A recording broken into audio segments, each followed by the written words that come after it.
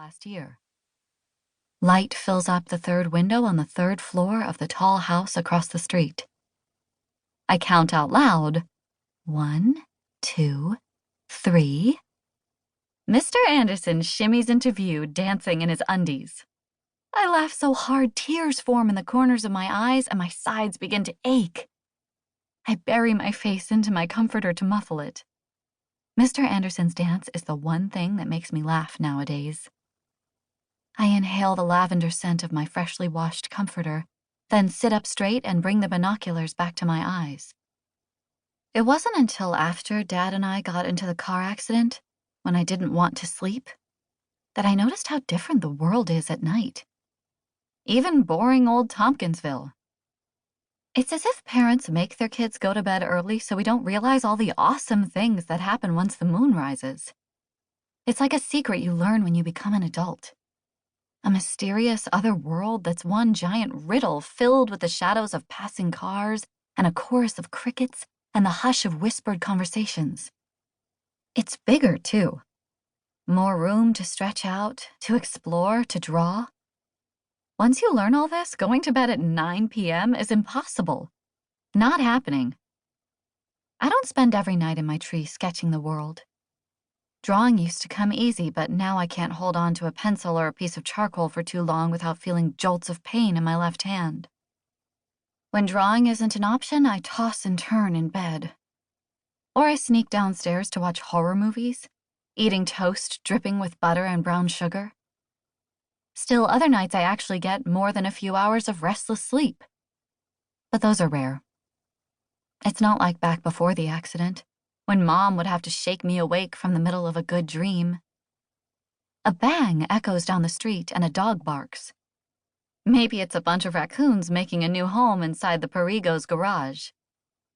Or maybe it's a burglar trying to get into the Kim family's house while they're out of town.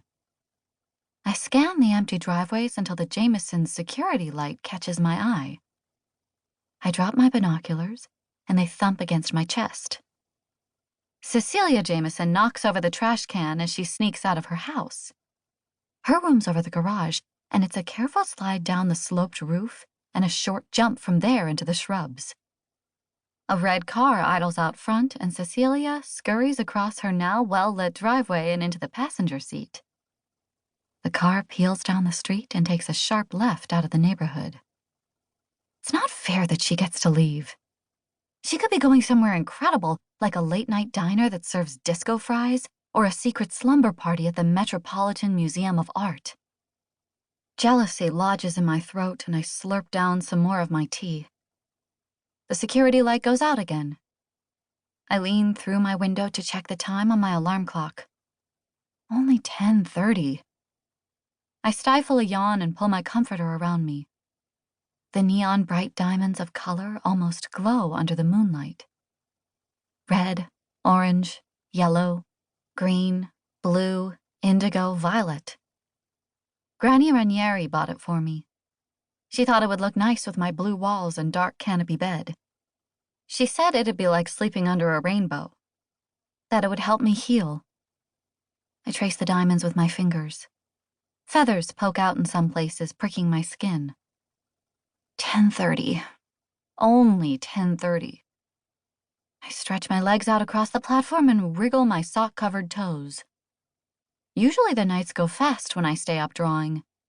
There's so much to get down in my sketch pad that light will be rising over the tops of houses before I even finish my tea.